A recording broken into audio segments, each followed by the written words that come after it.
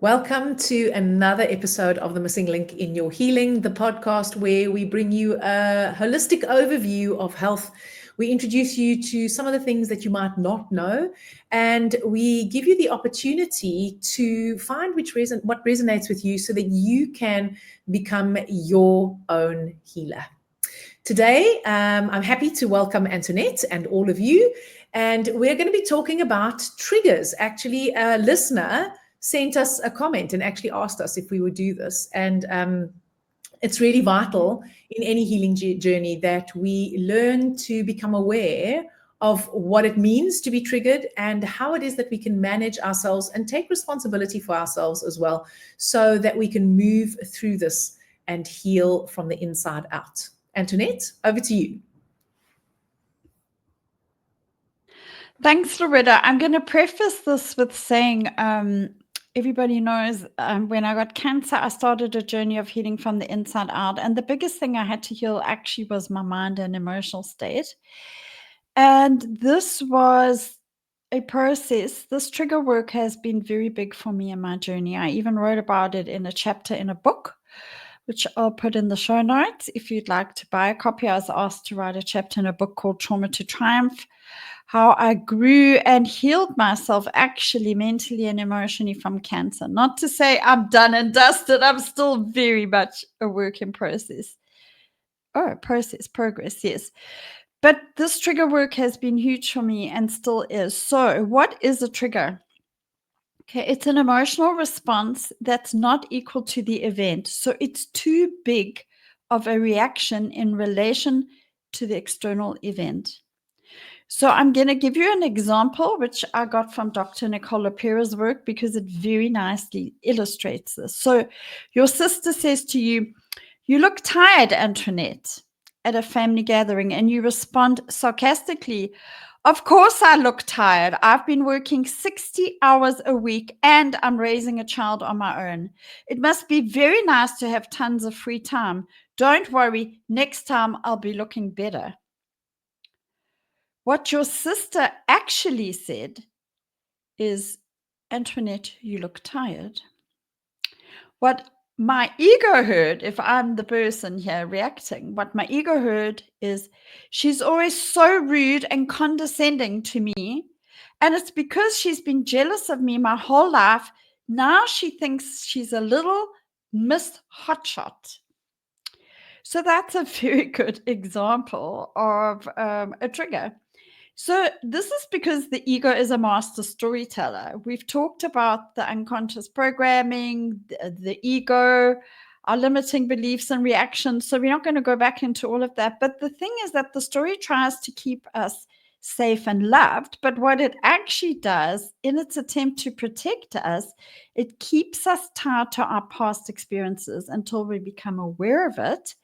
And we start doing the work from the inside out to change it. The brain has thousands and thousands of emotional events and experiences stored, and you are completely unconscious of these until they become conscious and you remember them. So I'm going to let Loretta add something here, because this is it's a big part of her work too. And then I'm going to take you through how to notice when you're triggered and how to start working with them. Thanks, Antoinette. So actually, as you start, Antoinette and I were having a conversation before this, right? And I was like, well, I get the whole trigger thing, sort of. But what I didn't realize, and what I actually realized as she was speaking and describing this is, I grew up in a very volatile family where everyone was hot-headed, except, of course, me. Only because I was much younger than everyone else. But I remember as a little girl, listening to, like, my father was Italian, right? So he was the real hothead, but my mother gave as good as she got. So my father would come home, let's say, from work, and something would be wrong, right? So and he would already not be happy. And then he would come home, and instead of finding like stress-free at home, someone would come to him and say, "Oh, the water pipe has burst," or something like that, right? Like a domestic thing that was like the husband kind of thing to sort out. And then he'd be under more pressure. And then my mother would come and I'd be like, no, don't do it. I wouldn't be saying this. I'd just be sitting watching this going, don't do it, don't do it, don't do it, don't do it, don't do it. And you know what? She would do it and then he would go off pop. And that's a trigger, right? So, and then he would go off pop and she would take it personally, when the truth is he came home, he was really stressed. He was probably really tired. He already felt overwhelmed. And then she did that thing. And I remember when I was little thinking, why is she doing that thing? And my brother and my sister used to do that thing to my parents. And I mean, obviously they were pushing the button of the trigger. So one of the things that I think is important to note, as Antoinette says, these triggers, they develop, our sensitivity to the trigger develops when we're tiny. And it's a bit like having I always think of us in medical terms, it's like having a silent abscess.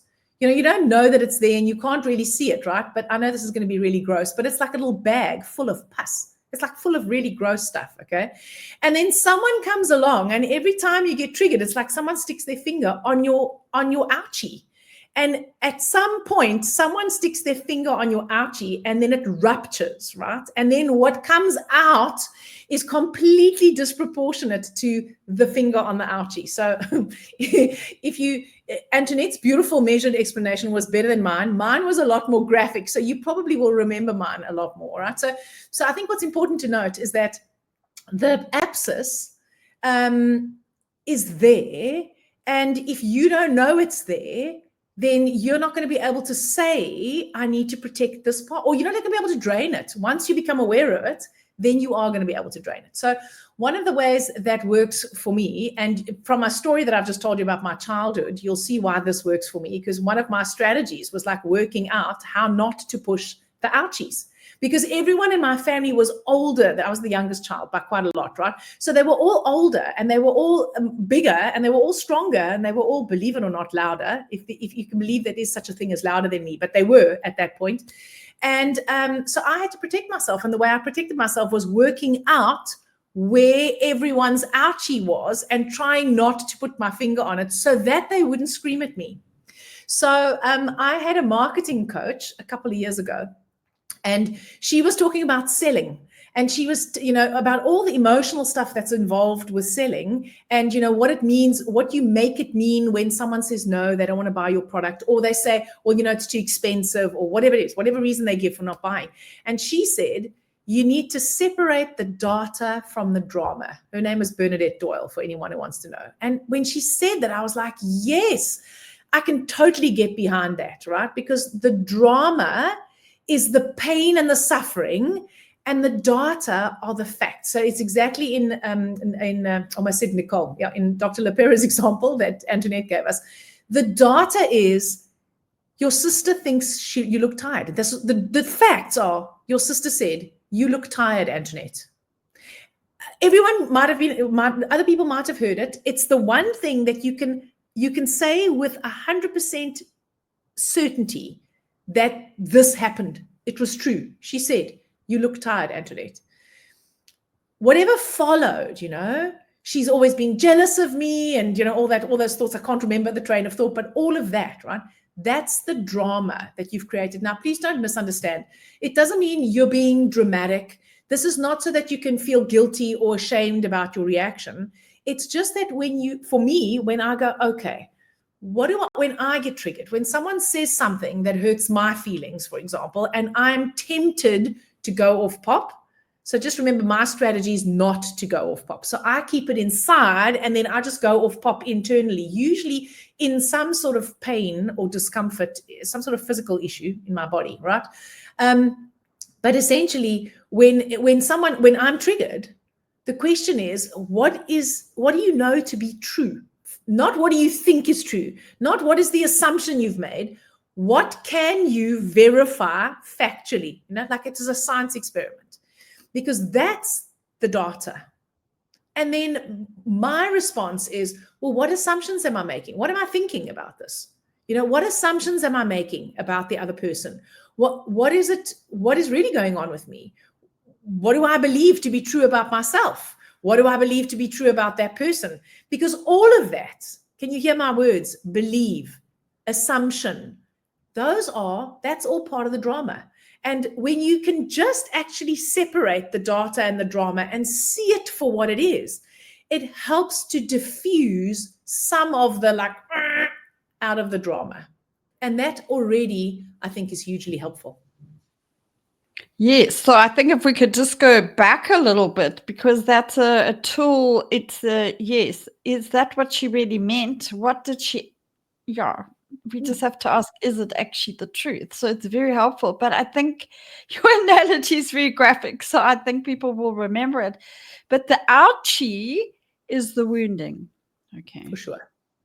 So, and it's unconscious. There's something being pressed in you that you're reacting to. But the thing is, we need to start with moment to moment and day by day self awareness.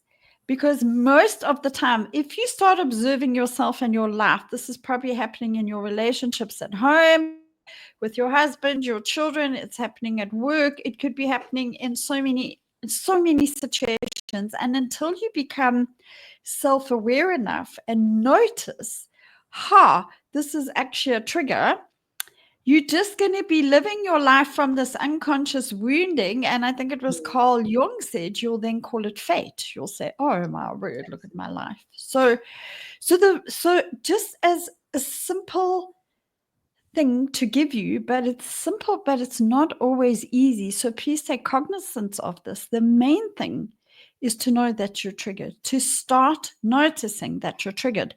So firstly, start with knowing what are the signs that you triggered. So of course, the body will always bring us home to the truth. So it's quite likely that your heart is beating faster. It's also very likely that you want to scream, or you do scream. Or in Loretta's case, she got into a people-pleasing, let's just shut down and shut up mode to cope with it. Are you feeling anxious? Do you feel like you're going to lose it? Can you notice that you're overreacting to something, like a huge anger over a small event? Or are you feeling very guilty when you shouldn't? So this is the starting point. On Saturday, I was having a conversation on a group with my sisters about my mom and her dementia. And I sent something, and then a message came through, and I instantly got the hit of, oh my word, I'm not being heard. What I say doesn't matter. Oh, now they're going to punish me. And because I've done so much of this, I mean, this is how it plays out in our lives. So Loretta and I are not messed up people. We're on a process to see what's running our show. And I was like, did they really not hear me? Are they going to punish me? Was what I had to say valid? So I was able to take the pause and feel into that feeling of, and it became like a kind of terror almost of, they're not going to accept what I say because they never do. I'm too different, and everybody in my family wants to be in control. And I'm like, okay, Antoinette, now we can calm down because you sent something that's valuable. You haven't even had a response yet, and your trigger is oh God, this is not going to end well. And I just sat with it, and I had to get into, so I've done a lot of this work. So you're not going to do this straight away, but I had to sit with the feeling I was feeling because it wasn't valid there wasn't even a response on the group. And when it did come, it was kind. There was no punishing at all. So something inside of me said, oh, this is what's going to happen next. And the wound got triggered and the reaction came up. So noticing when you are triggered. And once again, I'm going to quote from Nicole LaPera's work, a very nice example. So the first step is, I felt the emotion of what when I was triggered. So I felt the emotion of fear of being punished, actually, if that is an emotion on that group. And I felt this when I put out some information to my sisters, okay? So the event of me putting out that information and them in the past, they hadn't even responded yet, but responding with something which was in disagreement, because we're all control freaks, what did that mean to me? So I'm going to give the example she gave. So sorry, that was an act that was very long-winded, but the example she gave is, I felt the emotion of anger when I was triggered. I felt the emotion of anger when my husband left the dishes in the sink. The event of my husband leaving the dishes in the sink means I am not worthy of consideration. So the facts here, the data are objectively, the dishes were just left in the sink. This caused huge anger in you. Why? Because of an underlying unconscious belief that you're not worthy of consideration, and your husband did it on purpose because he doesn't think you're worthy and he doesn't love you and he didn't care about you. So here the ego felt an emotion of unworthiness. This was very painful.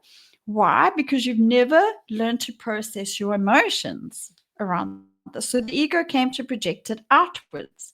The ego prefers to dump emotions on others rather than feeling a painful emotion within ourselves. So you can also know you triggered, and Loretta's, yeah, when you're starting to become very judgmental, when you're projecting outwards and you're going, that person's just a witch, or those people, then you can know there's probably something happening. Am I right, Loretta? So 100%. So the good news here is, because this all sounds like it's, is your triggers can be your teachers. And this can be a journey that's not always easy, but it's a very exciting possibility, because triggers make us human. It happens to every single human being. Most people are just unaware of them. It happens in works, relationships, interactions with strangers, and simply a trigger is an unhealed emotional wound. So the level of emotion you experience gives insight into how long this trigger has been suppressed and you haven't been aware of it. So it's not that the triggers are bad, as Loretta said, they give us an opportunity to actually observe and reflect. And this is where our healing starts. It enables us to heal. So yes, it sounds simple, and it is, but at the same time, it's very difficult to practice because we're having an unconscious reaction with an emotional trigger.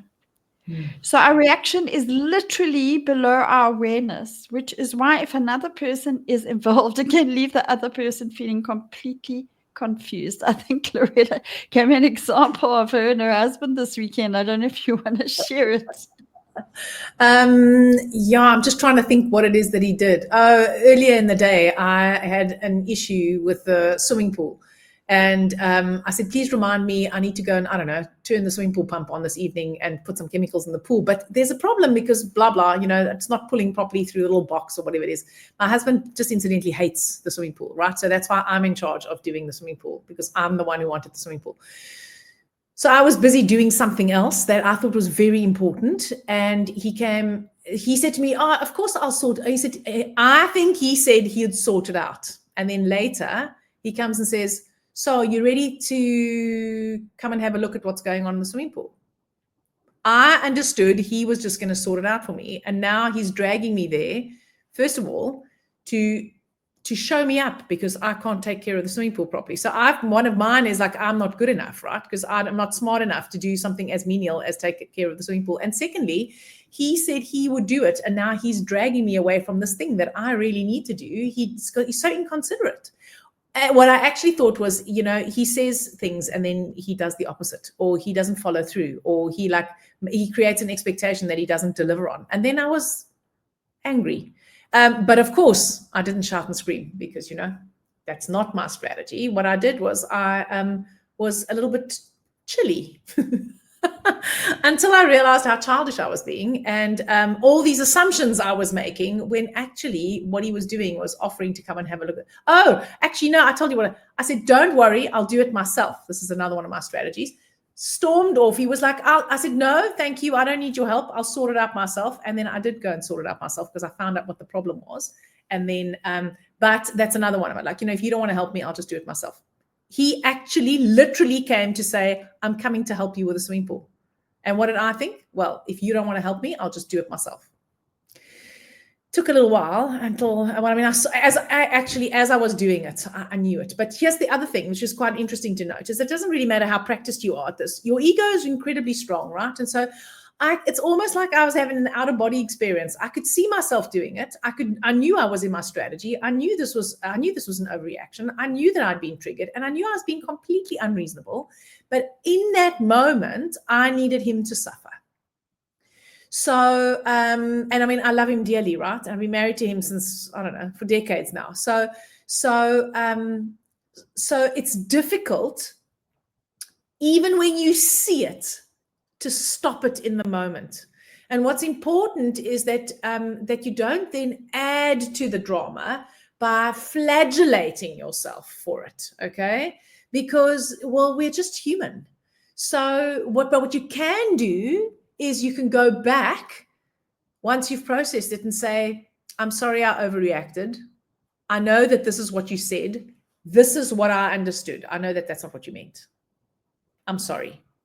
Honestly, you can, and when you do that, not only do you apologize to the person whose feelings you may have hurt, but what you're actually doing is you are helping to be the parent to your little child who was so wounded, because you're behaving like a grown-up, all right? Not with the self-flagellating, just with the, oh, I'm sorry I overreacted. And so, you know what? It's okay to feel embarrassed. It's okay to feel a little bit ashamed even, right? But not to punish yourself for that. So, I mean, of course I felt embarrassed, all right?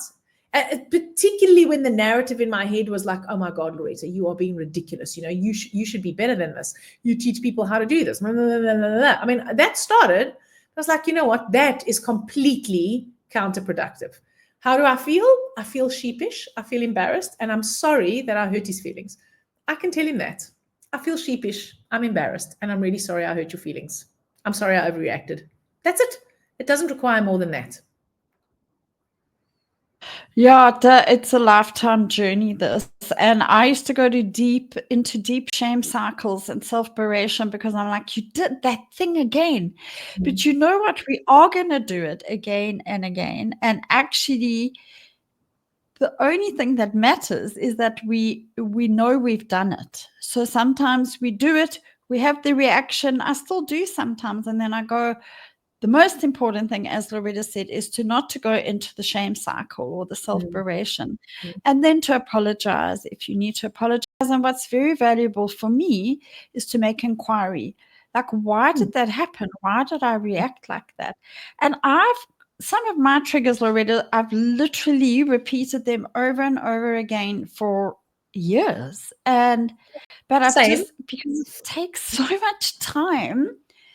But as long as you're self-aware and you're not self-flagellating, it does change over time. I mean, the pause that I can take 90% now, I can stop and I can go, okay, what's really going on here? Loretta, yes. And I also want to say, you're 100% right, and I agree with you. But you know what? It happens less and less frequently. It actually happens. It only happens when you are completely, you know, when you've gone to sleep. I don't mean physically gone to sleep, you know, like you're not aware. And you can, of course, you can lose that awareness. No one is aware 100% of the time. But even though it does still happen, it happens less frequently and often less dramatically.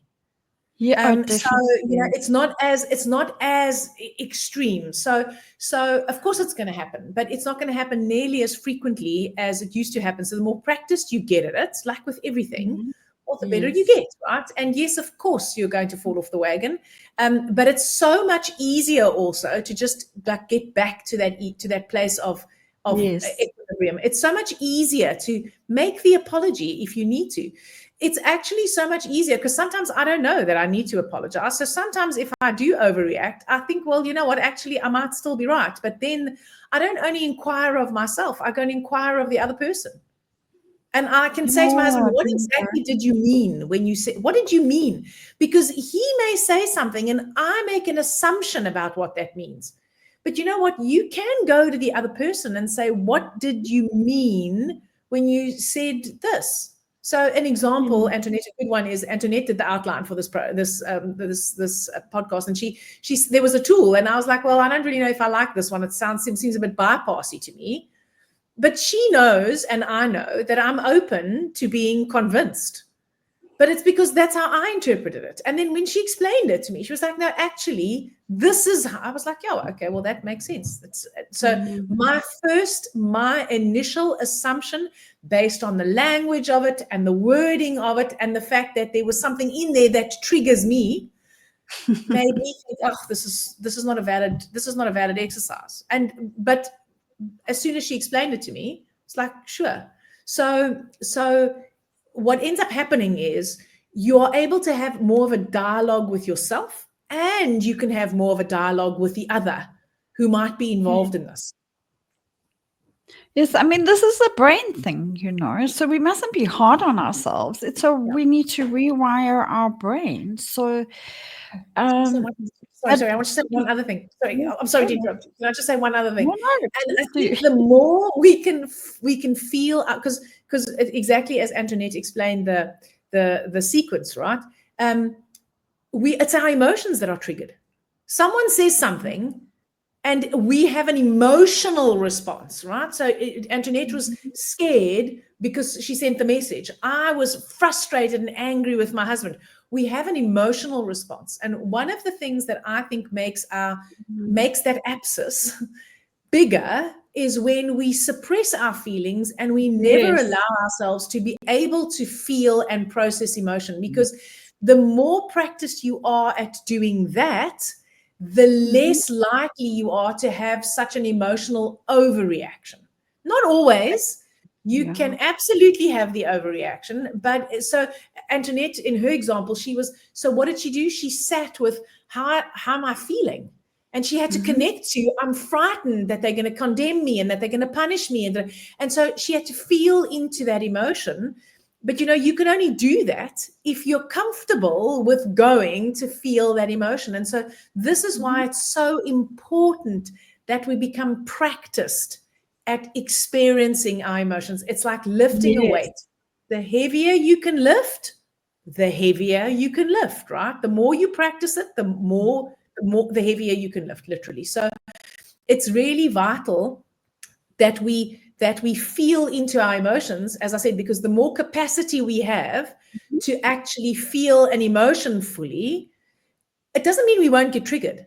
We will get triggered, but it will allow us to immediately, if we have an awareness of it, go in and feel that emotion, which means that if I did, for example, have to go back to my husband and make an inquiry, I'm not going to go with the same extent of anger and frustration, because I've allowed myself to feel it. It's moved through me. I've acknowledged it, which means that I get back to my center. So when I go and make the inquiry, I'm not inquiring from that place of, well, is this what you meant? Because this is what I got. I'm just like, you know what? I got triggered. What exactly did you mean? And then he can tell me what he meant. And there's a good chance that even if what he says is not as pleasing to me as I would like it to be, I'm less likely to be re-triggered. And again, that's when the dialogue happens. And in fact, in that example with my family, that was the one area that my family did not excel in. Someone would push someone else's button. The person whose button got pushed would scream. The person who was being screamed at would scream back. There's no dialogue in that. It's an alternating monologue. It's like, who can scream the loudest and the most, and like say the thing that's going to be more wounding, because that's the person that wins. Now, I mean, I'm not saying that that's right or wrong. From where I was sitting, that was quite traumatic from my perspective. And it didn't ever resolve problems. The next day, everyone pretended that the big blow up the day before didn't happen. And then we just moved on. So, I mean, until it happened again. And because it was never really dialogued and there wasn't a connected conversation around it, well, it happened a lot. So... and I think that being able to, by the way, the cycle goes quicker and quicker and you less and less triggered over time. I mean, I was able to sort this out in under 5 minutes on Saturday, but it did require me pausing, not responding straight away, feeling the feeling. I still don't know why I felt like that, because what happens is this does get less and less, but if there's still some unconscious wound there that needs to come up so you can feel it and work with it, it's going to come up no matter how far down the line you are. So the thing is, when so it does go quicker and quicker, and it gets better and better. So that's the value in this work. It really changes the way we perceive the world. And when you can do that, Loretta, I've also found, because sometimes there is a place to go back to a person and push back a bit, or say, no, this is not okay. I'm sorry, what you guys just did there is not okay for me. But if we're doing that from the place of the wound, and I go, oh, they're punishing me again, then I go in for the kill, and then it becomes more wounding and more punishment, and we're in the cycle. And like you say, so if you are able to learn this process, so we must get onto that now, you can stop, and then by the time you've done your own little thing, you can go, you can say something if you need to, but as you say, you don't say it from the emotional reaction. So let's take you through. Okay, so I'm assuming now, having listened to this, you're going to set an intention to identify and learn from your triggers and know how to get through them when they come up. So the neuroscientists, I followed quite a lot of neuroscience and neuropsychology because I had a lot of this work to do, and I still do. So emotions change the chemistry of our brain and our body. We've already said that. So understanding this whole practice takes time and work. So in the beginning, you'll feel overwhelmed, probably, but each time you do this, you'll have an emotional breakthrough. You'll be creating a new neural pathway that over time will enable you, like I am now in Loretta, to stop, pause, reflect, and choose how to react. So how to start this work? We're not going to go into all the tools and everything. We know one simple process I'm going to offer you now, otherwise it's too much. How can you use these triggers for your growth? Number one, you need to feel the emotion as energy. Relabel what you are feeling as energy and allow the energy to move through you. Try not to label it or react to it. Just acknowledge it, breathe, and feel it. Practice observation. We have been in a reactive mode our whole life, reacting to triggers until we start doing this work. So in the beginning, it's going to be almost impossible for you to start observing your triggers. That doesn't just happen because you have the intention. But just set the intention to do it. And if you can, please get a journal and write down what you are feeling. Because sometimes the brain, the pathways of the brain change over time, and we can't always track patterns when we're not writing things down. And also, writing is a whole brain activity. So I don't like writing, so I don't write, but I know that it's exceptionally powerful. Write down what you're feeling, even if it doesn't make sense, and be honest.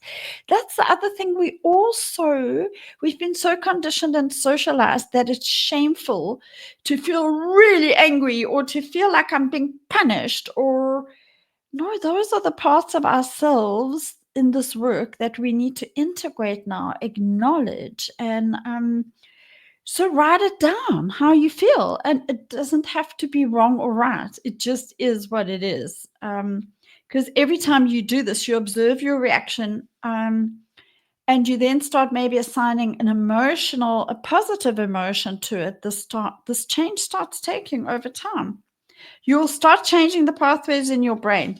Okay, so to lock in this process, you can use an affirmation. It's important that affirmations are not bypassing, but this breathe and say while you're connecting to the emotion of gratitude. So that's the opposite. Let's say now I felt punishing. Okay, I felt punished, even though I wasn't. And our guest Wednesday and actually brought a little somatic practice to do with an affirmation, where you put your right hand on your heart area, feel gratitude or feel some opposite emotion to what you were just triggered, and say, I am grateful for this emotion and what it can teach me. Linking any thoughts and emotions helps to actually change you. Thoughts and feelings together are very powerful. So you're going to start now being more mindful of your new relationship to emotions. And we've done a whole episode, 2 episodes on feeding your feelings. I'll put links to those in the show notes. With some presence and practice, you'll be able to see how your ideas about emotions are shifting. You'll become lighter and more willing to have an emotional experience. And you won't freak out when you're having what you've labeled a so-called negative emotion, or what you've been told is not okay. Each time you practice this, you become more aware of your own behaviors and habits and thoughts. And that's when we stop doing this explosive reactiveness or creating our own problems unconsciously. And finally, is to release. So allow yourself to process and then to move on. That's exactly what I did on Saturday and what Loretta did. Don't push yourself. It's very valuable to observe what's happened and find, where did this come from, or why is this happening? But you know what? If you have a resistance to that, leave it. Just let it be. It will come up at some stage.